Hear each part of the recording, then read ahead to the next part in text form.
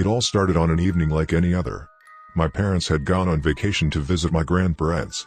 I was home alone, so I logged onto my account to chat on my favorite website, boards.2channel.com/r/heyori. At the top of the page there was a thread with only a Mediafire link and 2 words as a subject, Little Alice. Everything seemed normal, except that there was no sound, it was dark at night, and the little girl had no pants. But I didn't pay much attention to it. I started walking to the right, eventually reaching a very different screen. When I entered it, a message appeared: "The wind blows stronger yet." That wasn't the strangest thing though.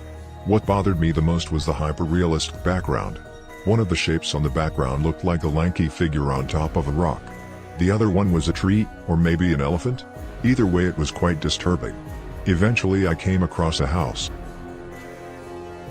Oh, and I also found a house inside the game, but I couldn't get in. I kept going to the right, wondering what I'd find next. It wasn't long after that a scary face flashed on the screen and the game closed on its own.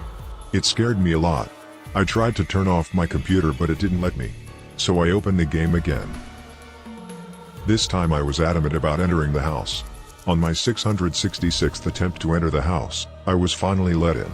66.6 seconds later I reached the end of a hallway. I could have never imagined what awaited me on the last room of the house. Not even in 666 years. There was only a woman sitting in the back of the room, looking out of a window. Life upon her brown hair, but death within her red eyes and tears of blood. Before I could decide whether to approach her or not, a faint sound appeared and became stronger. The game had gained audio just so I could hear the horrible screeching from the lady of the brown hair. It couldn't have been 5 seconds before I muted my computer, but within those 5 seconds I heard the most horrible dirges that seemed to spawn from the soul in front of the window. I approached the lady and hit space to interact with her.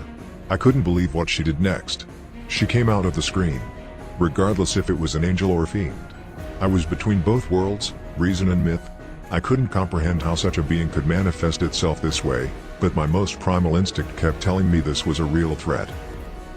I feared for my life. In the span of a few moments I imagined an endless amount of fates worse than death that might befall on me by the hand of this creature.